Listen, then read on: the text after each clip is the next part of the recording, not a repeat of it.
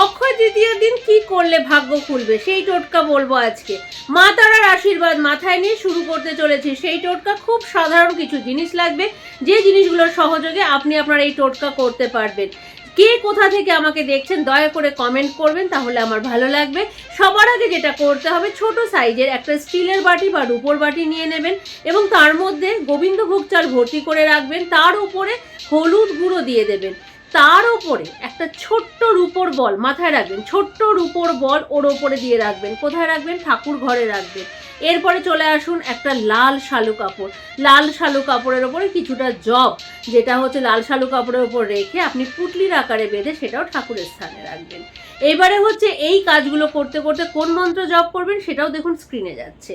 এরপরে কি করবেন, পরের দিন ওই যে লাল পুটলি, সেই লাল পুটলিটাকে আপনি কোনো পুজোর স্থানে বা মন্দিরে গিয়ে দান করবেন। দেখবেন কি ভালো রেজাল্ট পাবেন।